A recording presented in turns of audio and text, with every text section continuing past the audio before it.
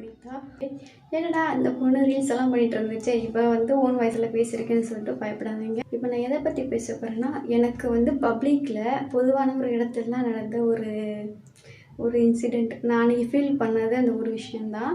அதை பற்றி தான் நான் சொல்ல போகிறேன். டைம் அதனால் வீட்டுக்கு போகணும் அப்படிங்கிறதுக்காக நான் பஸ் ஸ்டாண்ட் கோயம்பேடு பஸ் ஸ்டாண்டில் நான் வெயிட் பண்ணியிருந்தேன். அப்போ யாருமே அங்கே இல்லை, என் ஃப்ரெண்ட்ஸுங்களும் என் கூட இல்லை, எனக்கு தெரிஞ்சவங்களும் யாரும் இல்லை. நான் மட்டும்தான் தனியாக நின்றுட்டுருந்தேன். நின்றுட்டு ஹெட்ஃபோன் மாட்டிட்டு நான் பாட்டு கேட்டுக்கிட்டு இருந்தேன். வந்து என்ன பண்ணாங்கன்னா 2 பாய்ஸ் வந்தாங்க. நல்லா தான் இருந்தாங்க. அதனாலேயோ என்னமோ தெரில, மற்றவங்கள கஷ்டப்படுத்தணும்னு நினச்சி சொன்னாங்களா என்னன்னு எனக்கு தெரியல. அந்த 2 பேரும் இப்படி வந்து கிராஸ் பண்ணிட்டு போனாங்க. கிராஸ் பண்ணும்போது ஒரு வார்த்தை சொன்னாங்க. அந்த சொன்ன வார்த்தையில் வந்து நான் ரொம்ப அழுதுட்டேன். அழுதுனதுக்கப்புறம் அந்த சைடு ஃபுல்லாகவே ஒரே சவுண்டாக இருந்துச்சு. ஒரே கூட்டம், அப்படியே சண்டையை வெடிக்கிற மாதிரி இருந்துச்சு. அப்படி தான் நீங்கள் நினைக்கிறீங்க, அப்படி தான் நடக்கலை. ஏன்னா அந்த பையன் வந்து சொல்லிட்டு என்னை இது அப்படி கிராஸ் பண்ணும்போது ஒரு வார்த்தை சொன்னான். என்ன சொன்னான்னா, இதெல்லாம் எதுக்குடா உயிரோடு இருக்குது அப்படின்னு சொல்லிட்டு ஒரு வார்த்தையை அவன் சொல்லிட்டு போயிட்டான். சொல்லிட்டு போனப்போ எனக்கு எப்படி இருக்கும், அந்த பையனை யார் என்னன்னு எனக்கு தெரியாது, முன்ன பின்ன பேசுனது கூட கிடையாது.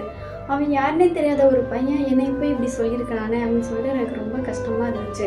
அதை என்னால் மறக்கவே முடியாது கூட. அதே நினச்சிட்டு இருந்தேன். அவன் சொன்ன அடுத்த செகண்டு என் கண்ணு அப்படியே கலங்கிடுச்சு. கண்ணு கலங்கிட்டு யாராச்சும் அழுகிறத பார்த்துருவாங்களோ, பார்த்துட்டு நம்மளுக்கு தானே அசிங்கமாயிருன்னு சொல்லிட்டு நானும் இந்த சைடு இப்படிலாம் பார்த்துட்டு தான் இருக்கேன். பார்த்தா கூட அந்த கண்ணீர் தண்ணி வந்து உள்ளே போயிருன்னு நினச்சிட்டு தான் நான் அழுதுட்டேன். அது கீழே அந்த ட்ராப் விழுந்துருச்சு.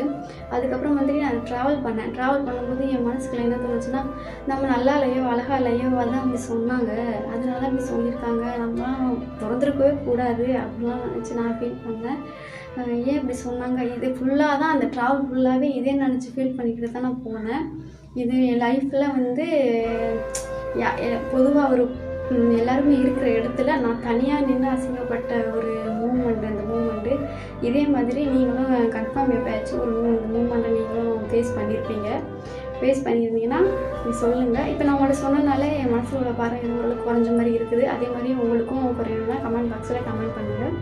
இந்த வீடியோ பிடிச்சிருந்துச்சுல லைக் பண்ணுங்கள், ஃபாலோ பண்ணுங்கள். பிடிச்சாலும் பிடிக்கலாட்டி ஃபாலோ பண்ணுவீங்கள. யாராச்சும் மற்றவங்களை கஷ்டப்படுத்துறதுனா இந்த வீடியோவை ஷேர் பண்ணுங்கள். கழுவி ஊற்றுவீங்கள்ல அவங்களுக்கு